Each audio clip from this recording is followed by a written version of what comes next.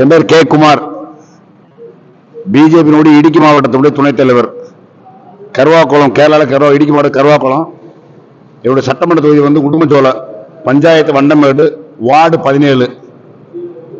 1980 வந்து RSS சேர்ந்து 23 வருஷம் மாவட்டத்துடைய துணைத் தலைவர், பொருளாளர், செயலாளர்னு இருக்கேன். இந்த மாதிரி ஜெயிலில் நிறைய போயிருக்கணும், போலீஸ் எல்லாம் பார்த்துக்கணும், பயப்படல. அந்த மாதிரி இல்லை. நம்ம ஆளில் வந்து ஒரு கன்ஃபியூஷன் என்னன்னா, ஏன் நம்மளை பிடிச்சிருக்காங்க அப்படின்ட்டு. பதவின்றது முக்கியம் இல்லைமா. நான் இந்த தேர்தல் வந்து மோடியினுடைய தொகுதி வாரணாசி போயிருந்தேன். ஒரு வாரம் அங்க இருந்தேன் நான். அப்போ மாவட்ட செயலாளர் போன் பண்ணி, தச்சா வேற விஷயம் போன் பண்ணாரு. அப்போ நான் சொன்னேன், மாவட்ட செயலாளர் இந்த மாதிரி இருக்க, இப்போ மோடியினுடைய தொகுதி போயிருக்கேன் அப்படின்ட்டு. சொல்லுங்க, நானும் வந்திருப்பேன்னு சொன்னா. என்ன அனுபவம் பார்க்கணும் நம்ம. Party with difference. என்ன பார்ட்டி வித் டிஃபரன்ஸ்? எப்ப பார்த்தாலும் ஒரு அந்த விஜய் அராஜகம் அக்கிரமம் இல்ல. பாரதிய ஜனதா கட்சியினுடைய அடிப்படையான வளர்ச்சிக்கு என்ன செய்யணும்? போலீஸ் பிடிச்சுட்டாங்க. நம்ம இதே நம்ம ஒரு 500 பேர் நம்ம போலீஸ்ல கொண்டு வந்துருப்பாங்களா? 500 பேர் நம்ம இருந்து வச்சுங்க, போலீஸ்ல கொண்டு வந்துக்க மாட்டாங்க. பிஜேபியுடைய சக்தி கம்மி, பிஜேபியுடைய வலு கம்மி. இந்த இடத்துல 30 பேர் அரெஸ்ட் பண்றதுக்கு போலீஸ்ல வந்து உட்காந்துருக்கு, அரெஸ்ட் பண்றாங்க. இதே 300 பேர் 400 பேர் இருக்கும் போது இந்த போலீஸ் அரெஸ்ட் பண்ண முடியாது. முடிவாங்களா?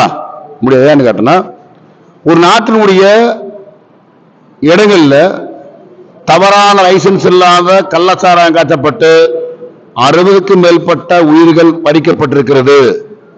அந்த உயிர் பறிக்கப்பட்ட குடும்பங்களுக்கு ஆதரவாக அவருக்கு அனுதாபம் தெரிவிக்கிற வகையில் நாம் போராட்டத்தை நடத்த. இன்னைக்கு அதானே, நம்ம ஒண்ணு கஞ்சா விற்க சொல்ல, நம்ம சாராய் விற்க சொல்ல, நம்ம அந்த குடும்பத்துக்கு ஒரு ஆதரவு, அந்த குடும்பத்துக்கு ஒரு பாதுகாப்பு, அந்த குடும்பத்துக்கு ஒரு இது, நமக்கு அந்த குடும்பத்துக்கு ஒரு அனுதாபம் தட்டுக்காக நம்ம போராட்டம் பண்ணதான். நம்ம நாளைகள் நம்முடைய அரசாங்கத்துடைய விலை வந்துடக்கூடாது. உங்களுக்கு தெரியும், இந்தியாவில் சிறந்த மாநிலம் குஜராத். குஜராத் 2002 நரேந்திர மோடி ஆட்சிக்கு வந்த போது இன்னைக்கு சாராய வியாபாரம் இல்லைங்க. சாராயம் இல்ல, சாராயம் இல்லாத மாநிலம் குஜராத். உங்களுக்கு தெரியும் என்ன காரணம்? அங்க இருக்க செக் போஸ்ட் இருக்குல்ல, கம்மம்பட்டி செக் போஸ்ட் இருக்கு. அந்த செக் போஸ்ட்ல அந்த இன்டர்நெட்டோட கேமரா வச்சோம்னா செக்ரட்டரியேட் இருக்குல்ல, தலைமைச் செயலகத்துல வந்து அந்த தெரியும், அந்த ஸ்கிரீன்ல தெரியும், அந்த வண்டிக்குள்ள என்ன இருக்குன்னு தெரியும். அப்ப அந்த அளவுக்கு வந்து கருவிகளை வந்து மிகப்பெரிய கவனமா செலுத்தக்கூடிய அந்த கருவி உட்படுத்தப்பட்ட மாநிலம் நம்முடைய மாநிலத்து குஜராத். ஏன் இந்த மாதிரி நடக்குதுன்னா, தாரித்திரம் கூடுதல். தாரித்திரம் நடத்த பொருளாதாரத்தினுடைய வளர்ச்சி கம்மி. அப்ப அடிப்படை மக்களுடைய 150 ரூபாய் சாராயம் குடிக்கும் போது போதை ஏறாத காரணத்தால 100 ரூபாய்க்கு கள்ளச்சாராயம் குடிச்ச போதை ஏறதுக்காண்டி குடிக்கிறான். இது யார் நடத்துற வியாபாரம்? இதான் பார்க்கணும். இந்த விலை எங்க ஸ்டார்ட் ஆகுது? என்னுடைய கரண்டினுடைய பவர் எங்க ஸ்டார்ட் ஆகுது பார்க்கும்போது, அரசாங்கத்துடைய அதிகாரியுடைய ஆதரவோடு கூடி, அரசாங்கத்தினுடைய அதிகாரியுடைய பலத்தோடு கூடி அரசியல்வாதி செய்து கொண்டிருக்கின்றார்கள். இதான் நம்ம. அப்ப இதை கண்டித்து போற மாதிரி சொல்லி 10 லட்சம் ரூபாய் போட கொடுக்கலாம். ஒரு மனிதனுடைய உயிர் இருந்தா 10 லட்சம் போதுமா? எனக்கு வயசு 52. நான் 100 வரை வர்றது, 100 வயசு வரை பேச நான் ஆசைப்படுறேன். நீங்க 50 வரை ஆசைப்பட்டு நீங்க சொல்லி குமார் 60 வயசு முடிவு நினைப்பீங்க. என்னுடைய சம்பாத்தியத்துக்கு 65 வருஷ காலம் நான் சம்பாத்தியம் என்ன? என்னுடைய குழந்தையுடைய வாழ்க்கை தரம் என்ன? என்னுடைய சமூகத்தை வாழ்க்கை தரம் என்ன? இந்த 10 லட்சம் போதுமா? அப்ப அரசாங்கம் என்ன செய்யணும்? தார்மீக பொறுப்படுத்து. கேரளால என்ன சொல்ல? தார்மீக பொறுப்படுத்து. இந்த துறை அமைச்சர் ராஜினாமா பண்ணிருக்கணும். இது உண்மை. இந்த துறை அமைச்சர் ராஜினாமா பண்ணிருக்கணும். இந்த முத்துச்சாமி என்று என்ன சொல்லி, சாராயசாமி என்ன சொல்லிருக்கா, இந்த மரணத்துக்கு தார்மீக பொறுப்படுத்து. இந்த மதுத்துறையில் அமைச்சராக இருக்கக்கூடிய நான் ராஜினாமா செய்கிறேன். ஆட்டு கொடுத்துருக்கு, முதலமைச்சர் கொடுத்துருக்கணும். இல்லாட்டி முதலமைச்சர் என்ன செய்திருக்கணும்? இந்த லெட்டர் அமைச்சர் வாங்கியிருக்கணும். ஏன் வாங்கல காரணம் என்னன்னா, இந்த அரசாங்கத்துக்கு அந்த அரசாங்கத்தினுடைய வழிகாட்டுக்குள்ள காய்ச்சப்பட்ட சாராயத்துடைய வியாபாரிக்கும் தொடர்பு இருக்கிறது. அதான் உண்மை. இந்த செய்யக்கூடிய தவறு செஞ்ச நபருக்கும் அரசாங்கம் நடத்தி கொண்டிருக்கிற நபர்களுக்கும் அமைச்சர்களுக்கும் தொடர்பு இருக்கின்ற காரணத்தால் தான் அந்த அமைச்சர் பதவி விலகவில்லை. அதான் உண்மை.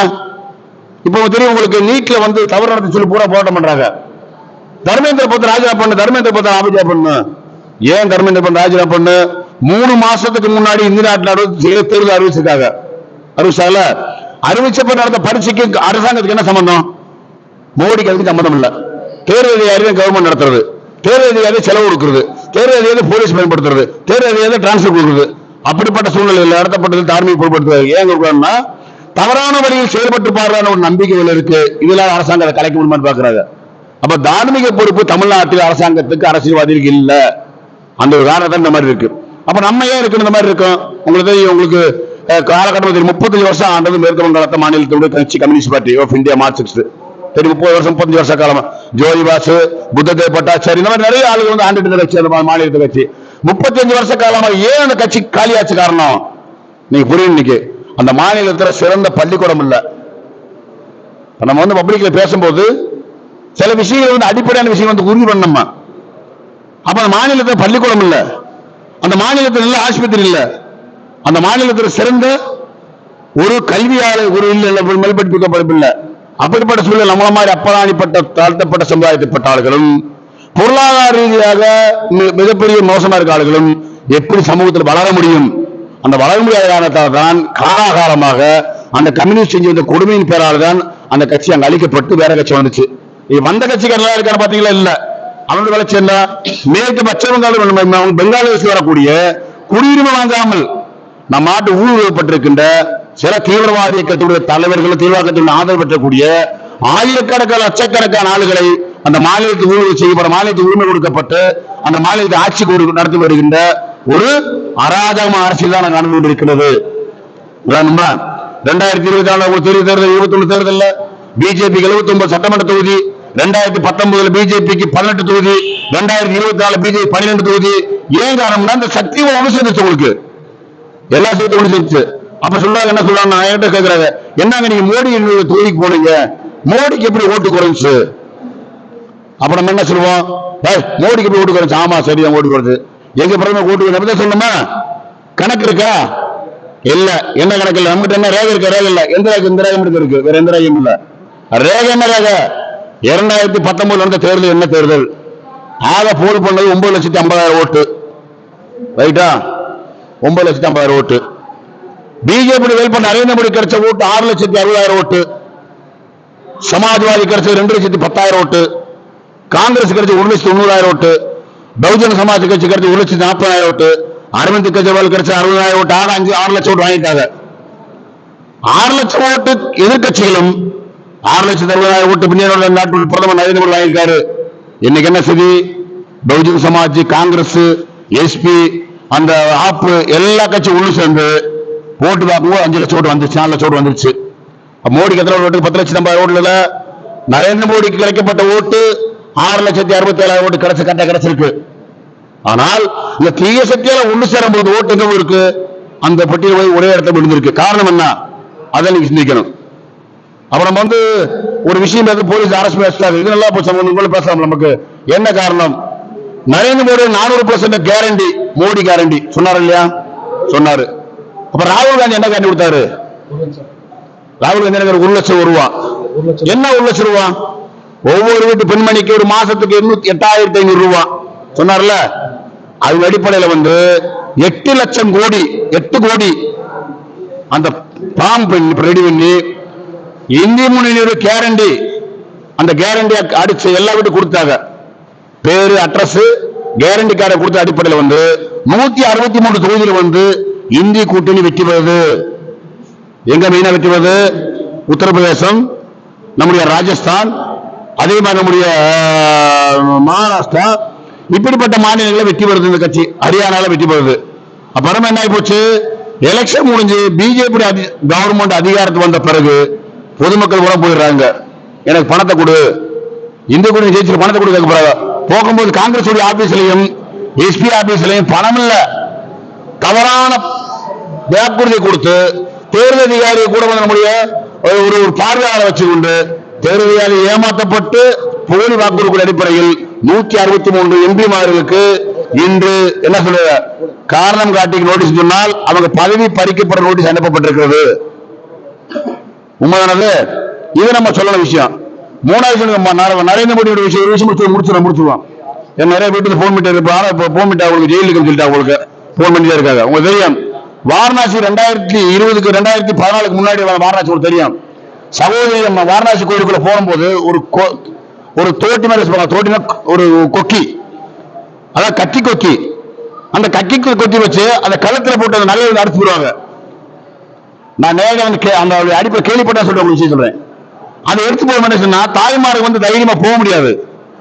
சகோதர பணம் வச்சு பணத்தை அப்படி பிடிச்சி போட்டு போட்டு ஓடுறியான். அப்ப ஆயிரக்கணக்கான கூட்டம் வரும்போது எதுவும் செய்ய முடியாது.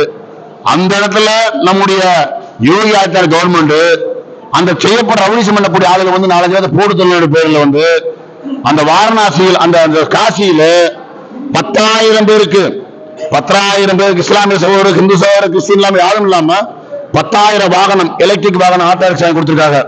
2,80,000 வாட்டர் வாகனத்தோட விலை கவர்மெண்ட் கொடுத்து 2 லட்சம் ரூபாய் சப்சிடி, 80,000 பணம் அடைக்கிறது, 2 லட்சம் ரூபாய் அப்படி கொடுக்கப்பட்டு அந்த வாரணாசி என்று சொல்லக்கூடிய அந்த தொகுதிக்குரிய காட்சியில வந்து சுத்திகரிக்கப்பட்டு எந்த விதமான தவறு நடக்க முடியாம, எந்த விதமான அசிங்கம் இல்லாம, கோணம் எறியுது போஞ்சதுக்கு இல்லாம சுத்தம் பண்ணி கிளீன் பண்ணக்கூடிய அந்த மாநிலத்துடைய அந்த தொகுதி வந்து மிகப்பெரிய இறக்கத்தில் கொண்டு வரப்பட்ட தன்னுடைய தலைவர் பேர் தான் நரேந்திர மோடி.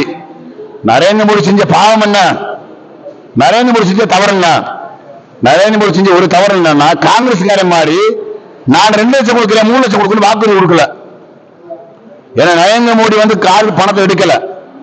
ஊழலால் ஆட்சி 10 ஆண்டு காலம் 10 பைசா ஊழல் பண்ணாத ஆட்சி. இந்த நாட்டில் பொருளாதாரத்தை உலகரங்கில் மிகப்பெரிய உயரத்தில் உயர்த்தப்பட்ட ஆட்சி.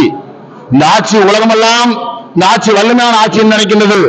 ஆனா இந்த ஆட்சியை காலி செய்வதற்காக சில நாடுகள், சைனா, அமெரிக்கா, ஜப்பான், பொருளாதார ஒடுக்கப்பட்ட நாடுகள் எல்லாம் சேர்ந்து நாட்டு எதிர்கட்சிகளுக்காக நாட்டில் தீவிரவாத செயல்பாடு செய்யக்கூடிய மீன் வியாபாரம் முதல் டைமண்ட் வியாபாரம் பண்ணக்கூடிய தலைவர் பொருளாதார அந்த தன்னை இயக்கங்களுக்கு பணம் கொடுக்கப்பட்டு அந்த பணத்தால் வாங்கப்பட்ட ஓட்டு 232.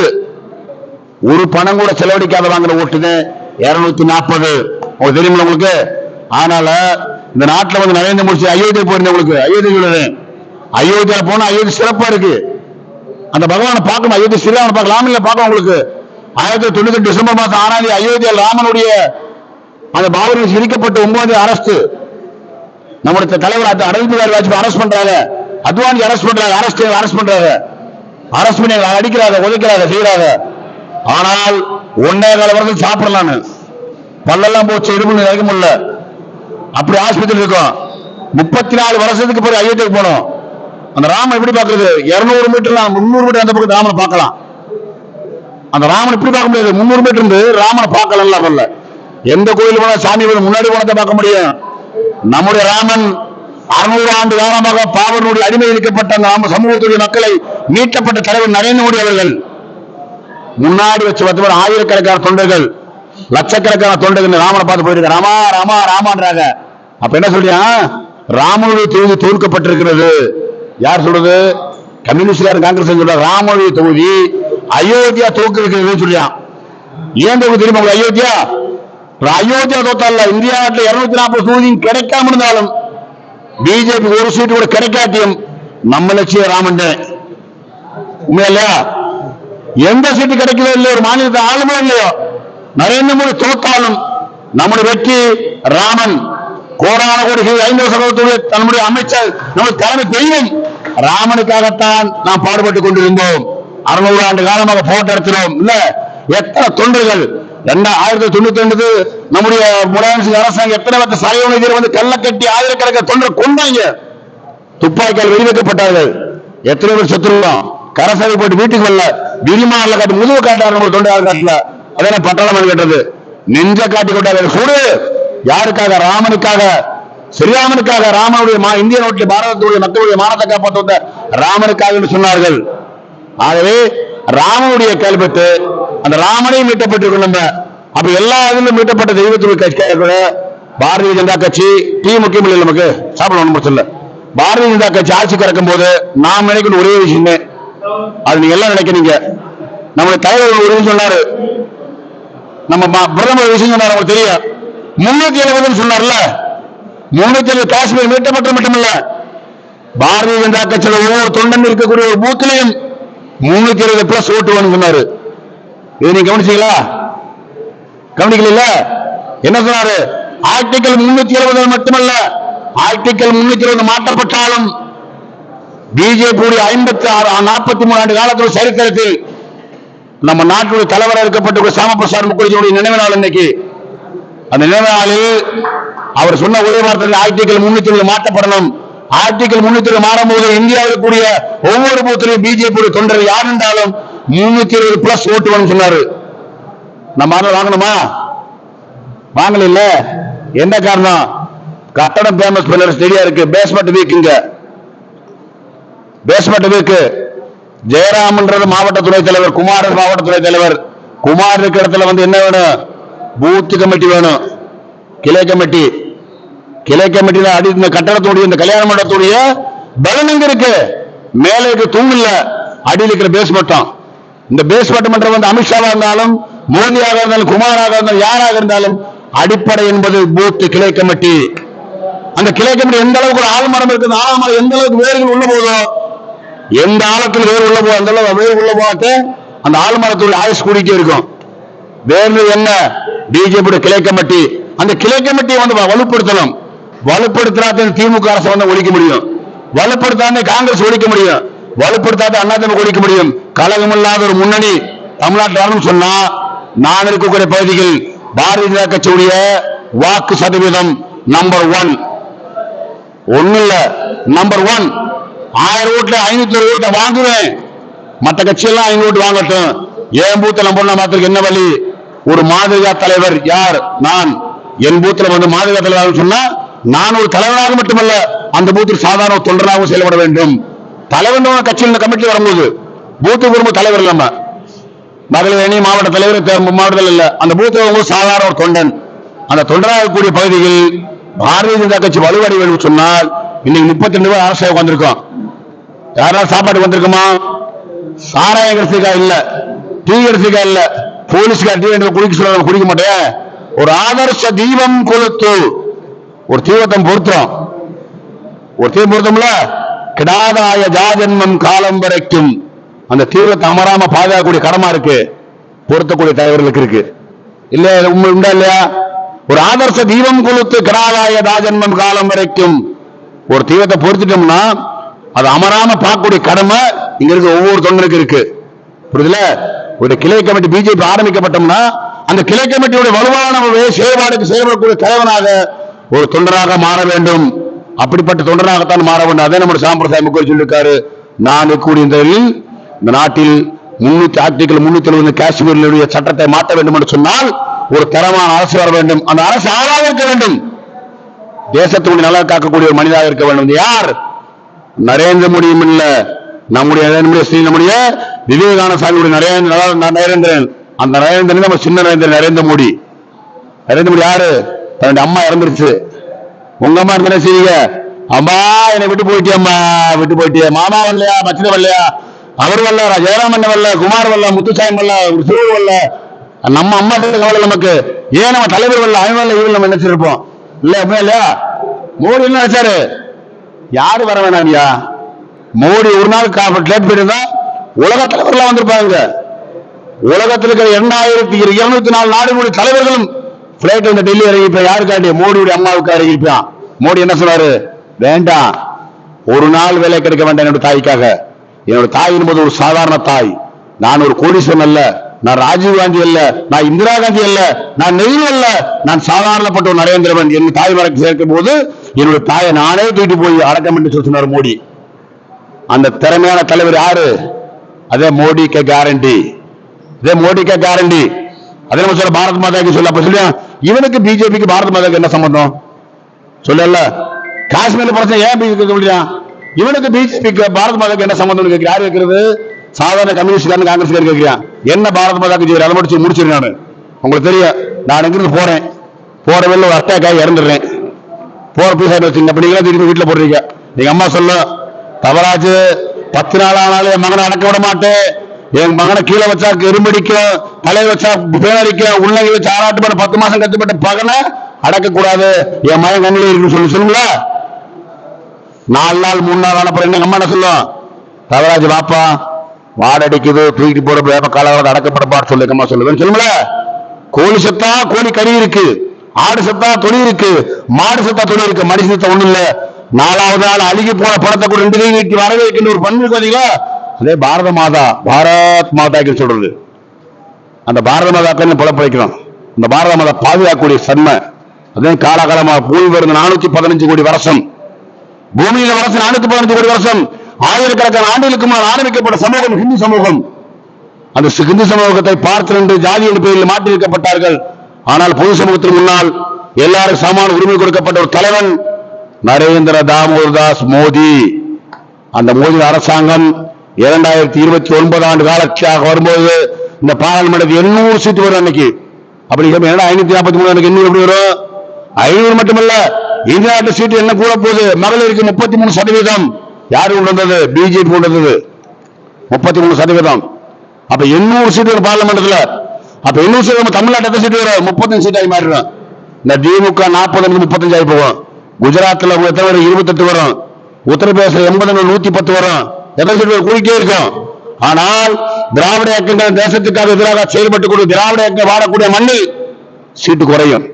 அப்ப இந்த நாடை பாதுகாக்கக்கூடிய 2047 உலகத்தை மிகப்பெரிய பொருளாதார நாடாக மாற்றுவதற்கான முழு முயற்சியில் செயல்பட்டுக் கொண்டிருக்கிற நம்முடைய தலைவர்கள் நம்முடைய வழிகாட்டிகள் தலைமை அமைச்சர்கள் செயல்பட்டுக் கொண்டிருக்கின்ற போது ஒரே ஒரு சிந்தனை, என்னுடைய பகுதியில் பிஜேபி வேணும், என்னுடைய பகுதியில் பிஜேபி, என்னுடைய கிராமத்தில் பிஜேபி, பூத்தில் பிஜேபி, திராவிட இயக்கத்தை அழிப்பதற்கு ஒரே ஒரு முயற்சி தான்.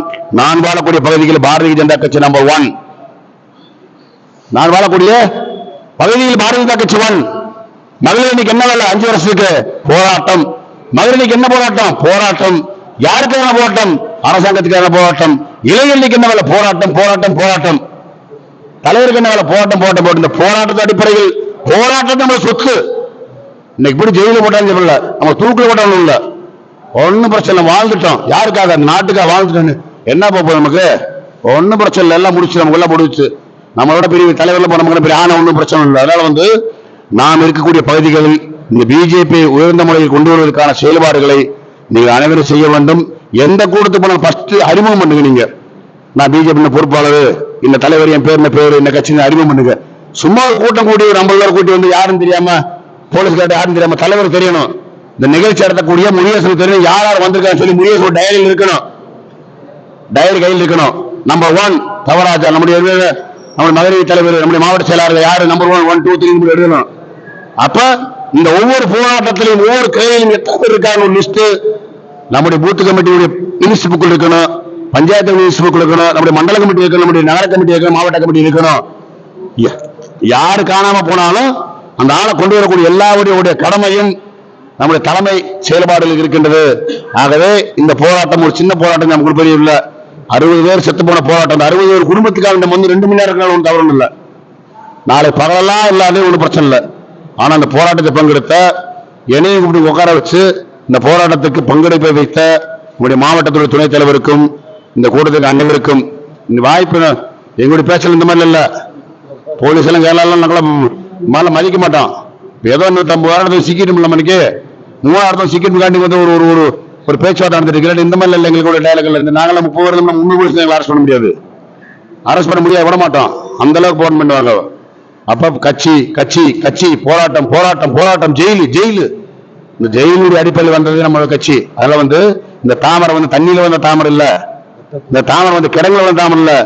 ஆயிரக்கணக்கான தொண்டர்கள் 1925 செப்டம்பர் மாதம் 27 முதல் மோகிதவட மைதானத்தில் நாகப்பூரில் ஆரம்பிக்கப்பட்ட 5 பேர் ஆரம்பிக்கப்பட்ட RSS குழந்தைகள் சும்மா வளர 100 ஆண்டு காலம், 100 வருஷம் ஒரு நாட்டில் பிளவில்லாமல் வாழக்கூடிய ஒரு இயக்கம் நம்முடைய இயக்கம். 100 வருஷ காலம், சும்மா ஒரு 5 வருஷத்துல கட்சி 15 ஆயிருக்கு. 100 வருஷம் நூற்றாண்டு, 2020 செப்டம்பர் மாதம் நூற்றாண்டுகளை கொண்டாடப்படுறோம். இன்னைக்கு உலகத்தை பெரிய நாடு கொண்டாடப்படுறோமா? அப்ப நீ மேற்க சின்ன சாதாரண என்ன காரணம்? அந்த மண்ணினுடைய மனம், மண்ணுடைய வாசனைக்காக செயல்படக்கூடிய ஒரு கட்சியாகத்தான் செயல்பட்டுக் கொண்டிருக்கின்றோம். எல்லா நாடுகளும் எல்லா மாநிலங்களும் நல்ல வளர்ச்சி இருக்கின்றது. இந்த தமிழகத்தில் மிகப்பெரிய வளர்ச்சி இல்லாத ஒரு மாநிலமாக மாற்றிக்கொண்டிருக்க காரணம் திராவிட முன்னேற்ற கழகம். இந்த திராவிட முன்னேற்ற கழகத்தை மாற்ற வேண்டும் சொன்னால் நம்முடைய ஆசையத்தினால்தான் முடியும், நம்ம கொள்கையினால்தான் முடியும். இந்த கொள்கைக்காக எந்த அளவுக்கு போராட்டம் செய்ய வேண்டும் என்றாலும் போராட்டம் செய்து தமிழ்நாட்டு மக்களை மீட்டுவதற்காக எல்லா விதமான முயற்சியும் செய்ய வேண்டும் என்று கூட்டி வாய்ப்புக்கு நன்றி கூறி வரவரே. நன்றி, வணக்கம்.